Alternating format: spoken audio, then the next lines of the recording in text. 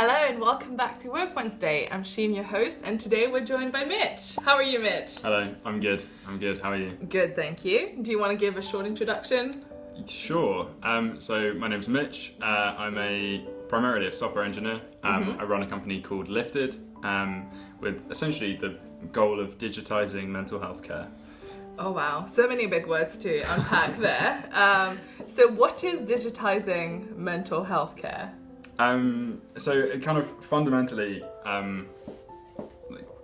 it's about creating systems online that help improve the way that therapists currently do what they do. So there's a huge amount of time spent obviously in the sessions, but then there's a massive gap between those 2 points. A lot of therapists will set kind of homework, which inevitably, because we're all only human, people forget to do, and it's almost always like kind of paper-based. So it's essentially create a system that holds clients accountable and kind of encourages them to do their homework on its most basic level. The interesting thing starts to kind of arise when we look into the data side of it. So a little bit of background, I've always had a very distant relationship with my kind of emotions and like understanding my mental health. Ooh, that's interesting. And it's never really like made sense when people kind of said, oh, just like, how do you feel? So I have no idea. Right. And about a year ago, a friend of mine was chatting about how weird this is, that kind of there's very little kind of analytical ways of figuring out what's going on in your head. Yeah. So we came up with a system of, okay, each day we'll get a series of notifications through an app that essentially asks you different questions. So how are you feeling? Have you exercised today? Like, have you eaten well? Have you drunk water? And it essentially holds you accountable to these kind of different metrics in your life that might impact your mental health. Okay. And so we started doing that for about 2 months, and then thought, hey, this could be fun for other people as well. Yeah. So we kind of made it more publicly available, and just started to grow this community of people tracking what they were doing. So, for example, there's hundreds of millions of people that use Headspace every day. I'm one of them. Yeah. But I don't know how many of those people actually know whether it's making a difference, like actual impact. And being quite analytical is important for me, at least, to be able to see. You want to see the graphs. Yeah, I want to see the data and be like, okay, I've started doing this trend. Like I've gone over COVID was a massive thing. Like everyone was going out for walks. So okay, me too. I haven't gone for a walk for the last 2 months, and I feel a bit rubbish. So I'm gonna track whether I've gone for a walk that day, and you can see whether there's kind of a positive or a negative correlation between getting out in nature, like seeing some trees, and your mood. And then you can start to say, okay, so if that helps me, will it help you as well? Right. And so the kind of grand scheme of it is will kind of not only help this kind of therapist-client relationship, but also build a bit of a kind of community, what was the term? So ethical data. Okay. So there's a huge amount of data that's being used to sell you rubbish and stuff on the internet. Why not use those kind of same practices, that same level of power and kind of what really is like incredibly creative but maybe misdirected? Why not use that same stuff to try and figure out why people feel sad sometimes? Yeah. Like it's obviously not as simple as just, oh, do this thing and you won't be sad. But there's kind of, if you can make a 1% improvement every day, you're going to be in a very different place in a year's time or 5 years' time. And so, that's kind of I rambled a little bit, so I apologise. No, that was good. I'm just going to fix the mic because I feel like it's far from your mouth. So. Sure. Cool. All right. I have a lot of questions, obviously. So nice. I have been around a lot of people who have said the same thing, usually boys, that they are not in touch with their feelings. Yes, men, feelings, no. Classic. And they're always like, oh, but I don't know, what does it mean to miss someone? What does it mean to be sad? Because I feel like I'm constantly on the same level or whatever. Yeah. So I'm sure this will be very useful to a lot of people. But my initial question is more, you said that there are different metrics, for example, exercise, food, water, and stuff like that. Is that what you base yourself on in order to determine someone's mood? If they can't themselves say how they're feeling. Yeah, kind of. So one of the metrics, the kind of like main focus that everything is kind of balanced against is your happiness. And so we make it super easy. You can literally pick from a range of smiley faces. Okay. And for me, like my emotional capability is just about enough to pick like, oh, am I like medium happy face right now? Am I smiling? Am I like jumping off my seat because I'm so happy? Or like, am I about to kind of curl up into a ball on my bed and just be like, no, enough of the world for today. Kind of making it quite simple. There's really interesting ways. I was listening to a podcast the other day that was talking about like using emotion charts, which is essentially a wheel with lots of layers. Right. And you can kind of pick a very basic emotion, so happy, and then that might go into kind of 3 other options of different emotions, and so you can start to kind of go out of this circle and kind of see, okay, this is a more kind of accurate descriptor of how I feel right now. Like I feel ecstatic, or I feel lonely, or something.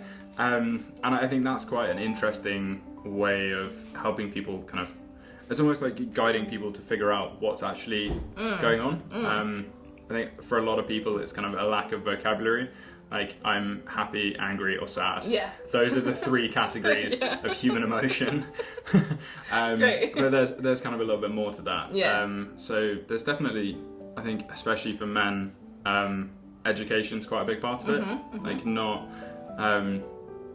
we almost need some, like, big biker dude with a big beard that you just think is like, that's the epitome of manliness. Yeah. To then turn around and be like, yeah, I cry. I'm sad. Like, someone I loved left and I was beside myself, and like I have these emotions and it's okay, and it's like, and then I think guys kind of turn around and be like, so if I think, like, if that's my kind of prototype in my head of what a male is, it kind of alters that. It's like, so it is okay to have emotions. Like, I'm not weird, or I'm not different because I'm like, I'm not less of a sometimes I man. feel sad. Yeah, exactly. It's kind of an interesting like habit that I think society's kind of got into. Oh gosh, tell me about it. Yeah, I think that's a big problem, right, with men. It's like, which makes mental health for men even more of a taboo, because they think that it's not manly, it's not alpha to talk about how you're feeling.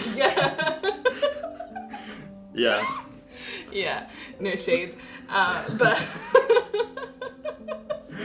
but that's definitely a big problem. So then what you're starting is basically opening the dialogue and getting people to recognize how they're feeling, and really giving them more insight on what is happening and what might be causing that kind of thing. Okay. Yeah, exactly. Giving people the tools that they can kind of come to those conclusions themselves, start to get a better understanding, and hopefully with that better understanding you might say, oh crap, okay, so the fact that like I can't get out of bed in the morning, I might have depression. Yes, like, maybe. I should speak to my GP, or I should speak to someone. And almost the kind of I had an amazing story. One guy who was using it and always felt kind of weird, and then started tracking stuff, and he was like, it's my best friend that checks up on me kind of like 4 times a day, just to see if I'm okay. Oh, wow. And just see if I'm kind of like eating properly, and whether I'm sleeping properly. And I thought that was really interesting. Like, it's giving people that can't necessarily kind of speak to, or don't feel like they can speak to someone, it's giving someone like an option, like being like, I will ask you every day how you feel with no judgment, because I'm an app.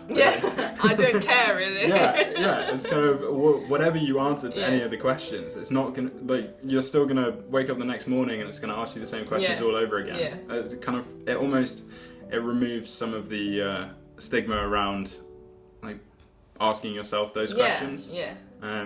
And also the emotional burden that comes with telling someone else as well, which is a big barrier a lot of times. And kind of judgment and fear of judgment. It's a big thing. And fear of imposing as well, which I think a lot of people have.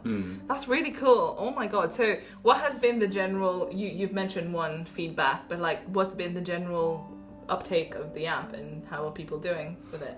Good. I think there's the ability for you to create custom metrics in the app. So essentially you give it a question, and it will ask you that every day. And so the main thing for me is kind of seeing what different things are important to other people, and kind of just seeing what people track.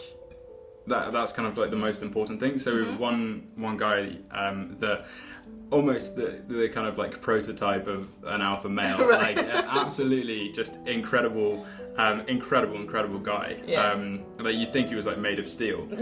And he called me up and he was like, I didn't know whether to bring this up with you or not, but I've been using Lifted for 2 weeks now, and I've realised that I've been really sad over lockdown. And then I started trying to test out different things and see if they improve my happiness. And I found that almost everything is completely irrelevant apart from going, like, exercising and spending time with people that I care about and that care about me. Those are the two things that if he does those, I think it was go to the gym like kind of 5 days a week and spend like quality time with people he cares about like 3 times a week. If he did that, he would be a happier person. Oh wow. And that for me, like, wow, like there's loads of people that I'm sure have used it and put it down and been like, okay, it's not for me. But those few stories of people being like, crap, I didn't realise, I didn't realise how I was feeling at the time, and then B, I didn't realise like actually there tends to be a lot of kind of simple ways that you can change. Yeah, and it's so easy, right? For these two things to be happy. That's very easy. It's not groundbreaking in any way. Yeah, and exactly. just realising that must be so good. Yeah, I think he called me while he was on the way to the gym as well. So it kind of, I was like, oh, so you know this and you are acting upon it. Nice. Great. Well done. We love Awesome. it. Yeah, that's how we see progress. Great. Well, obviously I'll put the link to the app in the description box. But what advice do you have for men in general in terms of how to deal with their feelings or their mental health? I still have no. I've spent the last year trying to figure out this question. Ask one of your friends. Ask a male friend if they're happy. Okay. Like, even if you don't want to start by talking about yourself or like bringing, like you said, taking that burden onto someone else. Just go and find someone who you think is Olympic and just be like, are you happy? Like, when was the last time you were sad? Because I guarantee you, like, everyone feels like the kind of spotlight effect, like, oh, this one thing is happening to me. I guarantee you 95% of the friends you speak to, and women do this as well, like this, it doesn't just apply to men. Just go start a conversation, ask someone like a basic question about kind of fundamentally, are you happy? That will start a kind of ripple effect that will change the way we look at things. If 10% of the population just asked a friend, how are you doing today? Are you up or are you down? Like, where do you sit? That would be, can you imagine the impact that would have? I'm just thinking, because every time you're just like, how are you? Everyone's like, yeah, I'm fine, thanks. Because we don't actually want to hear the answer when we're asking, how are you? It's because that's how the script goes, isn't it? How are you? I'm good, fine. thanks. You? But you've probably said that 1,000 times in the last week. How many times have you actually stopped and been like, that's a good question. I'm quite stressed. Not great today. Or, this thing's bothered me, but it's okay because this thing's kind of made up for it. Or, and actually like stopping for 5 seconds and being like, how do I feel right now? It's weird. The power of just reflecting for such a short period of time. Immeasurable. It's crazy. And it's got a ripple effect. So just ask someone, ask yourself, ask it. Just are you happy? Wow. Very, very deep advice and very wholesome. Thank you, Mitch. Very wholesome. This was a lovely chat. I hope you had fun. Thank you for having me. No, it was great. And we'll see you in the next one. Bye.